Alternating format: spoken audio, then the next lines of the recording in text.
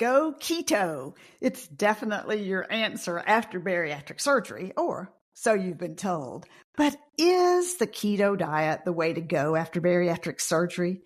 Maybe the scale is starting to creep back up and you don't like it at all. Go keto and lose that weight. But will a keto diet truly keep the weight off? And what about your muscle mass? Does a keto diet protect that? My answer, keto, no. It's not a top shelf strategy for after bariatric surgery. Don't go anywhere, and I'll tell you why. You spoke and we listened. Our chewable multivitamins are now dye-free, meeting your demands for more options. These dye-free chewables join our calcium chews and multivitamin soft chews in the dye-free lineup. Visit ProCareNow.com and use code Susan10 to save money. I'm bariatric dietitian Dr. Susan Mitchell, ex-radio dietitian turned podcaster.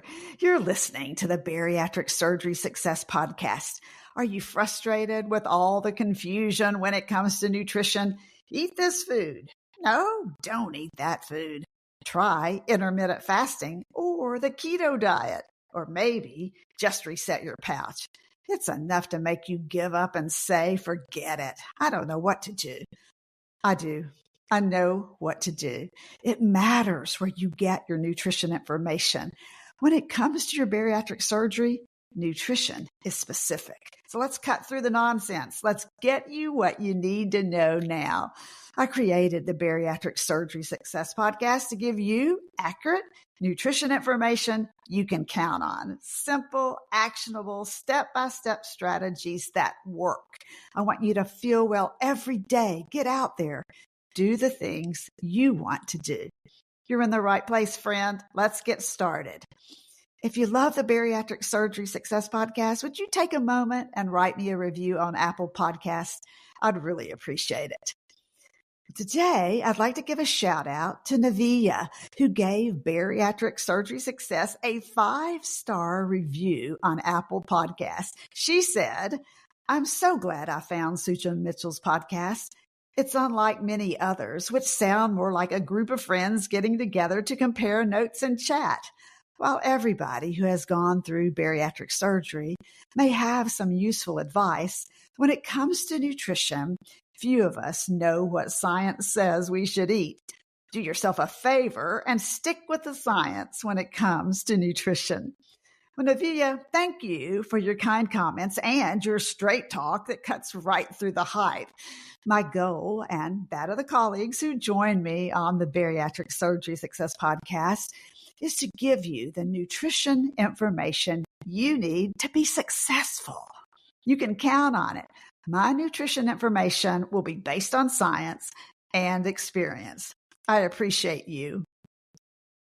Well, I'm asked a lot if a keto diet is the way to go after bariatric surgery. My short answer is always keto. No, it's not the best strategy for your transformational journey, especially if you want to build muscle, maintain the muscle you have, and burn calories. The keto diet is a super popular mainstream diet. And notice I said mainstream, not medical nutrition therapy for a specific medical condition or surgery. I'm talking the traditional keto diet too, not a modified or hybrid version of which you can find many, but then they're not a true keto diet, just modified. Here's the backstory. The traditional keto diet is high in fat. It's moderate in protein and very low in carbohydrate. So let me repeat that. Come in close and hear it. A keto diet is high in fat, moderate in protein, and very low in carbohydrate. Did an alarm just go off in your head? It should. More about your alarm in a minute. With a keto diet, you're eating a high-fat diet where fat calories make up 70 to 80% of your total day's calories. The purpose of a keto diet is not to support your muscle mass nor to build new muscle. Rather, keto maintains what's called the metabolic state of ketosis. It's basically where fat is used as energy instead of carbs to lose weight. This state of ketosis results in ketone production, which becomes the primary source of fuel. Now, actually, the ketogenic diet, gosh, it's been around 1920s. It was first used as therapy for epilepsy, and then it found success in minimizing seizures in children. So how did this diet then make the turn to weight loss?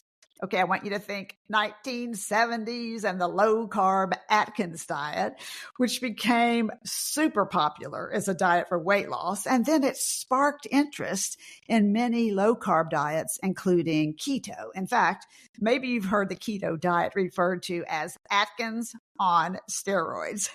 Well, here's the deal. Don't miss this. The body normally depends on glucose from carbs for energy. In the absence of glucose from a low-carb diet, the body begins using stored fat as energy instead, and then weight loss can occur. So let's take a dive into the benefits of the keto diet, as there are some. They're just not right for bariatric surgery. Aside from weight loss, eating a keto diet can help you feel full for longer. Some studies suggest it might be due to the effect on hunger hormones. Research has shown that the keto diet might also improve health conditions like insulin resistance. If someone is sensitive to carbohydrates, they have type 2 diabetes and metabolic syndrome. Let's go back to that alarm that should go off in your head when I said the keto diet is super high in fat. A high-fat diet after you've had bariatric surgery can cause undigested fats. That's just called steatorrhea. It results in loose stools and frequent bowel movements known as fatty diarrhea. So besides being no fun, this diarrhea prevents you from absorbing vital nutrients that the body needs, such as fat-soluble vitamins such as A, D, E, and K. Fatty diarrhea is a form of diarrhea from keto, but then you may also experience dumping syndrome from the high-fat diet itself. So more diarrhea, not where you want to spend your new lifestyle, on a toilet, losing valuable vitamins. On top of the two types of diarrhea that keto often causes after bariatric surgery, keto flu typically shows up too. These are side effects of a keto diet that include muscle cramps, weakness, headaches, dehydration. Now, it's true that a keto diet is low in carbs, which you are watching in your new lifestyle.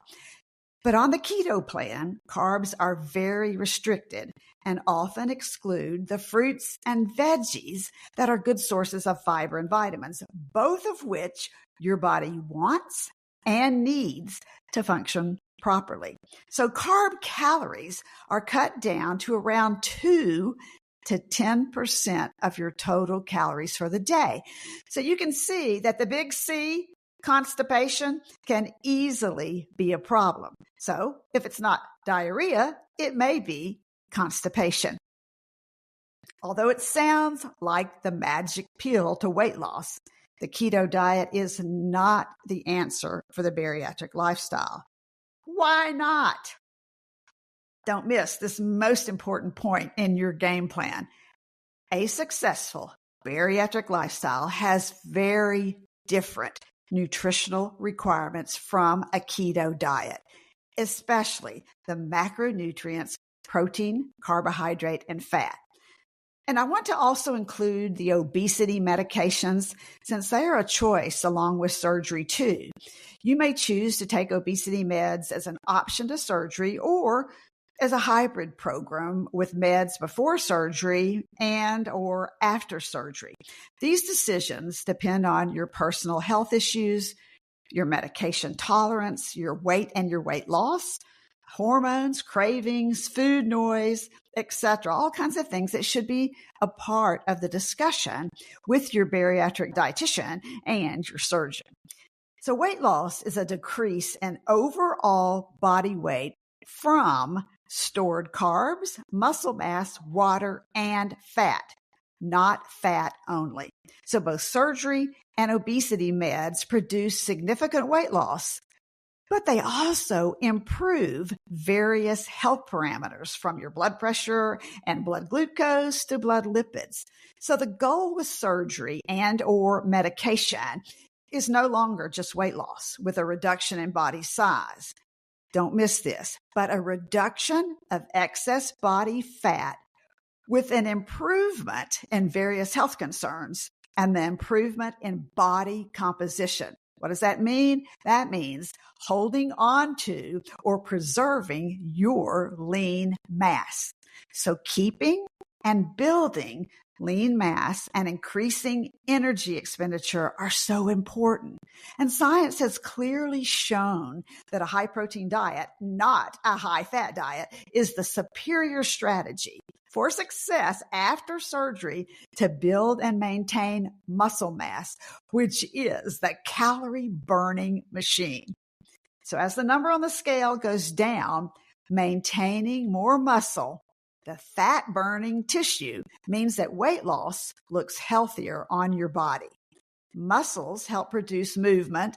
They maintain posture, they stabilize joints, and they protect internal organs. Keeping your muscles strong is vital for a healthy life. Healthy weight is not just a number on the scale or a certain clothing size. It's really about body composition, the ratio of muscle to fat. So typically, a bariatric diet or lifestyle is high protein. So it's protein centered, low carb, and low fat, the opposite of high fat keto. You need copious amounts of protein after bariatric surgery, and you always will, instead of copious amounts of fat that keto pushes. Protein is the most important distinguishing factor in a bariatric eating plan that works and is going to work long term. A protein-centered diet is essential for healing, for muscle building, and maintenance for a fired-up metabolism and to support your immunity. With keto, you're not going to get anywhere near enough protein-rich foods, about 60 to 90 grams of protein per day on average that you need. And yes, some of you may need more grams of protein depending on your caloric needs and activity level. So the goal after surgery is your success and transformation into a lifestyle where you preserve and build muscle mass for that spirited metabolism, to have energy, to feel good, and enjoy real food that keeps you satisfied. So you lessen weight regain and you maintain normal digestion without diarrhea or constipation. So protein intake versus high-fat keto is where the focus needs to be for your successful transformation after surgery and on into your surgery. And you are worth it.